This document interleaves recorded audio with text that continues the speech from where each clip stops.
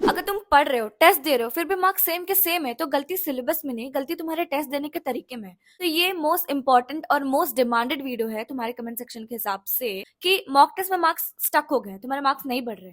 तो मैं इस वीडियो में बात करूंगी कि तुम्हारी गलतियां क्या है, तुम एनालिसिस कैसे कर सकते हो, और कैसे मार्क्स, ये जो स्टक वाला साइकिल है, वो ब्रेक हो सकता है। तो शुरू करते हैं बिना टाइम वेस्ट किए। मैं अपना एक्सपीरियंस बताती हूँ। मैंने तुम्हें बहुत बार बताया, बहुत सारे वीडियोस में बताया कि मैंने 80 to 90 मॉक टेस्ट दिए हैं। अब बच्चे क्या गलती करते हैं, उनको लगता है कि ज्यादा मॉक टेस्ट यानी ज्यादा मार्क्स। ऐसा बिल्कुल भी नहीं है, तुम गलत कर रहे हो।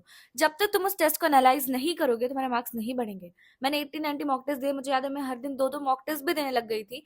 मतलब इसका मतलब ये नहीं कि मैं बस टेस्ट दे के रख दे रही थी, मैंने उसको एनालाइज किया, एक प्रॉपर तरीके से एनालाइज किया। टेस्ट देने में 3 घंटे लग रहे थे, एनालिसिस में 2-3 घंटे और लग रहे थे। टेस्ट तुम्हारा एक मिरर की तरह होता है। गलतियां तब सुधरेगी जब तुम एनालिसिस करोगे। बहुत स्टूडेंट्स अपने मार्क्स स्कोर देख के टेस्ट बंद कर देते हैं, उसके बाद उनको कुछ फर्क नहीं पड़ता कि इससे तुम्हारा टेस्ट तो वेस्ट हुआ ही, तुमने जो पैसे स्पेंड किए उस टेस्ट को खरीदने के लिए वो भी वेस्ट हुए, तुम्हारा टाइम वेस्ट हुआ, तुम्हारा एनर्जी वेस्ट हुआ, और नीट में सिलेक्शन का चांस भी वेस्ट हो सकता है। अब मैं तुम्हारी गलतियां बताऊंगी कि तुम्हारे मार्क्स क्यों स्टक है, क्यों तुम वो साइकिल कंटिन्यू कर रहे हो कि मेरे मार्क्स नहीं बढ़ रहे, मेरे मार्क्स नहीं बढ़ रहे।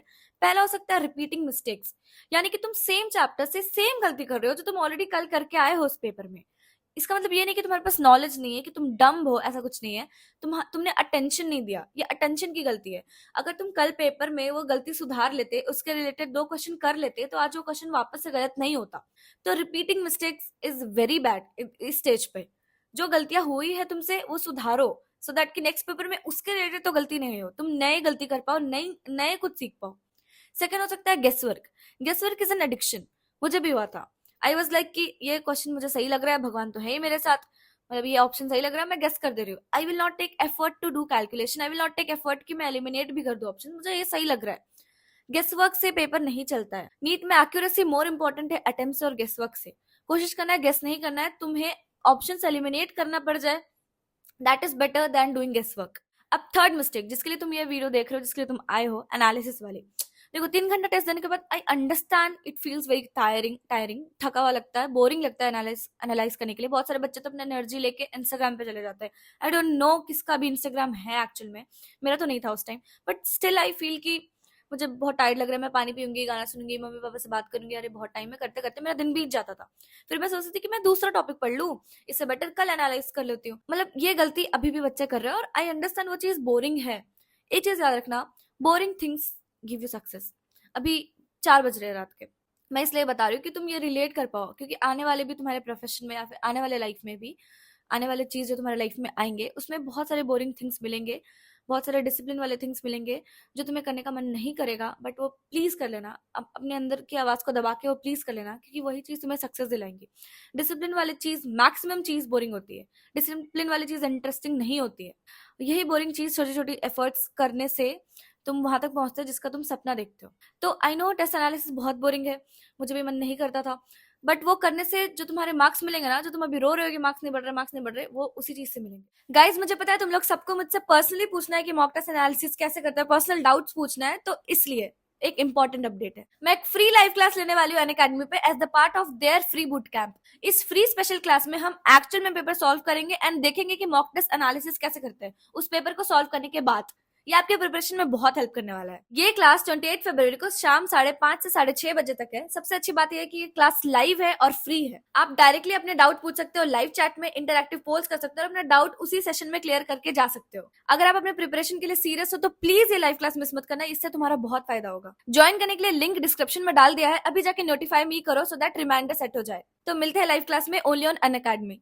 तो मैं एनालिसिस करना स्टार्ट कर देती थी, माइंड बंद करके कि भाई हो गया 15 मिनट, रेस्ट हो गया, अब मैं स्टार्ट कर देती हूँ एनालिसिस करना, बाद में देखा जाएगा क्या किया जाएगा, बाद में रेस्ट करते हैं। एनालाइज मैं ऐसे करती थी कि मैं अपना एक्सपीरियंस बताती हूँ कि मैं कैसे करती थी अपने पेपर में एनालिसिस। मेरा तरीका बहुत लंबा जाता था, मुझे बहुत एफर्ट लगता था एनालाइज करने में, क्योंकि मैं टेस्ट पेपर में, जब मैं टेस्ट दे रही थी, तभी मैं 2 सेग्रीगेशन कर लेती थी। क्वेश्चन के सामने आई लिख देती थी, क्वेश्चन के सामने डी लिख देती थी। वो क्वेश्चन जो मैंने इंस्टेंटेनियस लिख लिया उसके आगे मैंने आई लिख दिया, वो क्वेश्चन जो मैंने डीले होके किया उसके आगे डी लिख दिया। आई एंड डी 2 सेग्रीगेशन हो जाता था। फिर मैं जब पेपर सुधार रही हूँ, अभी एनालाइज कर रही हूँ, अपनी गलतियां सुधार रही हूँ, तो मैं देखती थी कि इंस्टेंटेनियसली सही कौन से हुए, इंस्टेंटेनियसली गलत कौन से हुए, डीले होके सही कौन से हुए, डीले होके गलत कौन से हुए। आई सही, आई गलत, डी सही, डी गलत, 4 कॉलम बन गए। इंस्टेंटेनियसली जो सही हुए वो मैं उसको भूल जाती थी, क्योंकि वो मेरा कॉन्सेप्ट मुझे आता है, मैं समझ गई। जो इंस्टेंटेनियसली गलत हुए हैं उसको मैं वापस पढ़ती थी, अच्छे से पढ़ती थी कि हाँ ये टॉपिक मुझे नहीं आता, मतलब नहीं आता, मैं अच्छे से पढ़ूंगी। लेक्चर देखना तो लेक्चर देखूंगी, वो टॉपिक के, नॉट फॉर इंटायर चैप्टर के, वो टॉपिक के क्वेश्चंस करूंगी उसके रिलेटेड दो और सुधारूंगी। डिले होकर जो गलत हुए ये मेन गेम है, क्योंकि मैंने उसमें अपने 5 मिनट दिए, मैं उसके बदले 5 बायो के क्वेश्चन कर सकती थी, उसके बदले 5 इनऑर्गेनिक के क्वेश्चन कर सकते थे। मैं अपने दिमाग को समझा रही थी कि तुझे वो क्वेश्चन आता है, तू पेपर में करके ही रहेगी, और मैंने उस पर 5 मिनट दिए। मेरा 50,000 रैंक, 5,000 रैंक, पता नहीं कितना हजार रैंक मैंने छोड़ दिया उसके पीछे, जस्ट बिकॉज ईगो था मुझे कि मैं ये क्वेश्चन करके रहूंगी 5 मिनट में, या फिर मुझे टाइम ज्यादा लगा, फिर भी मैं वो गलत करके आई, सही भी करके नहीं आई। तो मैं उस क्वेश्चन पे ज्यादा ध्यान देती थी, मैं उसको मिस्टेक कॉपी में लिखती थी, उसको वापस पढ़ती थी, उसके रिलेटेड 3 क्वेश्चंस बनाती थी, सॉल्व एग्जांपल से करती थी, मिस्टेक कॉपीज को अपने वीकेंड्स पे रिवाइज करती थी। ध्यान देती थी कि नेक्स्ट बार ऐसी गलती मत करना, क्योंकि मैं इतना एम्फेसाइज इसलिए कर रही हूँ क्योंकि मेरा पेपर छूटा है नीट का।